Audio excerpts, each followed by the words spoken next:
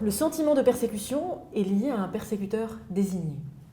Par exemple, chaque accident au quotidien constitue une preuve pour le sujet que son voisin ou sa belle-fille veut lui nuire. Il peut aussi s'agir d'un complot organisé par le voisin avec l'aide de la belle-fille ou encore par une institution. Quand le sujet, convaincu d'être victime, demande réparation pour un mal imaginaire, il risque de devenir persécuteur. La soif de vengeance commence souvent par du harcèlement à l'encontre du persécuteur supposé. Donc, ce que tu appelles harcèlement à l'encontre du persécuteur supposé n'est rien d'autre que du harcèlement à l'encontre d'une victime que l'on accuse faussement d'être à l'origine d'un préjudice. Dans un sens, oui, la persécution devient réelle, même si le persécuteur invente des raisons. Nous abordons ici deux problèmes, celui de la persécution des peuples et des marginaux, et celui de la justice qui doit désigner la victime et le criminel. Le groupe persécuteur est un groupe dominant et plus puissant, à moins qu'il ne s'agisse d'un contre-pouvoir. Le contre-pouvoir s'attaque à des groupes dominants. Il peut devenir persécuteur lorsqu'il s'attaque à des individus appartenant à un groupe dominant.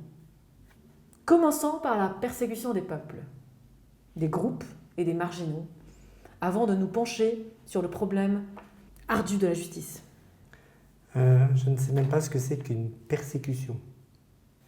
C'est un type d'oppression consistant à appliquer à un groupe des traitements injustes et violents pour des raisons d'ordre idéologique, politique, religieux, sexuel ou racial. La différence d'idées se trouve à l'origine de la persécution. La persécution réelle est définie à partir d'une injustice réelle. La persécution réelle vient d'une injustice réelle. Au contraire de l'injustice subjective qui surgit lors de la persécution imaginaire. Le passage de l'injustice subjective à l'injustice réelle repose en partie sur le pouvoir de conviction du plaignant. Définir la persécution par l'oppression revient à déplacer le problème. Qu'est-ce que c'est qu'une oppression ? L'oppression, c'est le fait d'être soumis à l'autorité d'un pouvoir tyrannique. On presse, on étouffe.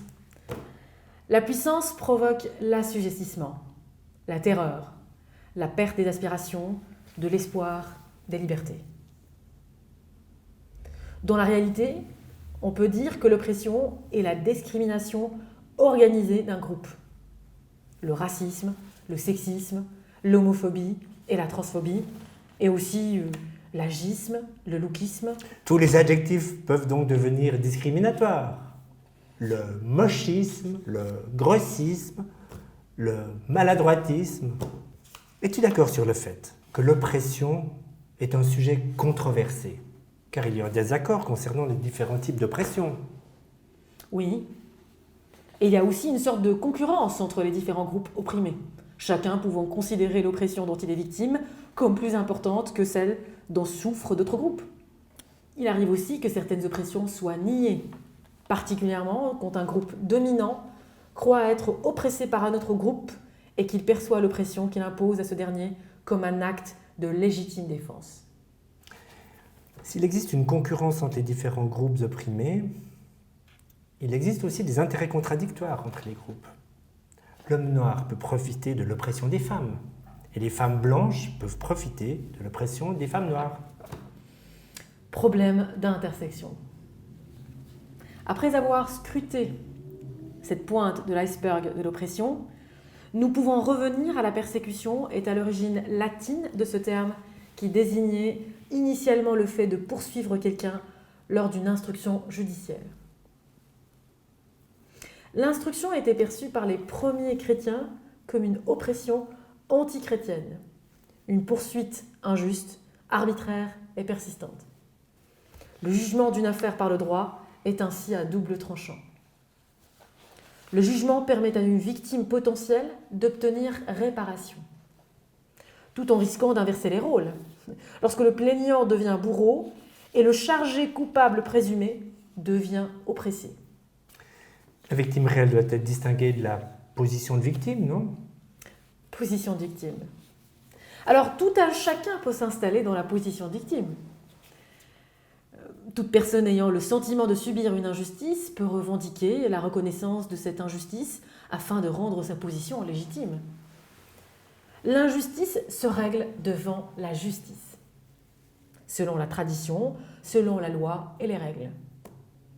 Quant au harcèlement, qui est une forme courante de persécution, il se manifeste par des démonstrations d'hostilité et surtout par des actions répétitives. Le harcèlement moral ou physique s'exprime par des discriminations au sein de groupes sous pression.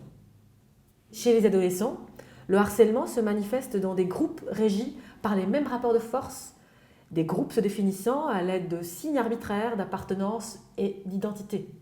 Maquillage, marque de vêtements, façon de marcher, tic langagier.